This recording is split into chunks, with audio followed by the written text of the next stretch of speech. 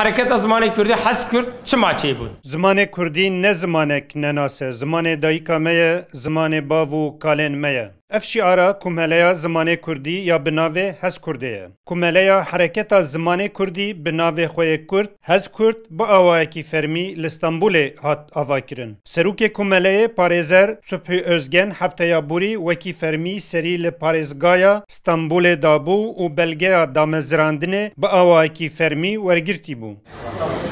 Kumeleyê bû danasîn û ragihandina xwe ya fermî komcivînekiya taştê pêkanî. زمان کردی به قانون هات قدح کرد. Divê em bêjin sê armancên sereke yên hez Kurdê hene. Yek fermîkirina zimanê Kurdî, do perwerdehiya bi zimanê Kurdî, sê lêvegerandina navên Kurdî yên cih, war, gund û bajarên Kurdan. یکمین برای زمان کردی به زمان پروردهی یک عددیا برای زمان کردی به زمان فرمی علی دین داجی ناو جیوار و ارنگاری چی ادبی چی دبی برابر ناو کردی که زوران کرنه ترکی ام وان حمود شاجی دخوازم بزوران سر اصلی خویه کردی. Sübhî Özgen dibêje ji bo ew van armancên xwe bicih bînin dê serî li deriyê hemû partiyên siyasî bidin. امیج همو پارتیارا پارتی زیکی مجلسی ده پارتی دروای مجلسی ده امیل دری وان خن امی بویژن کی وان آرمانجی می حقوقینه حقینه دینینه اولینه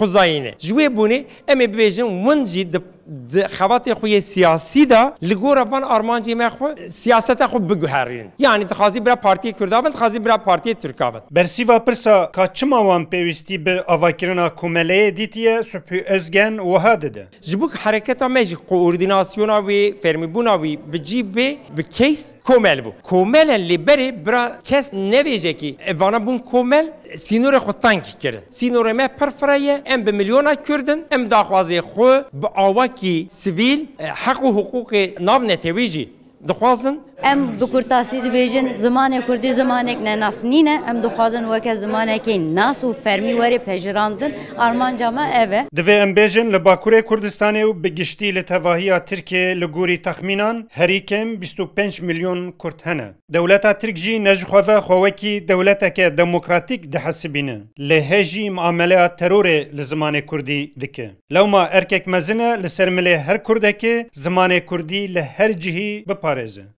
Mehmet Sanrı, Kurdistan TV, İstanbul.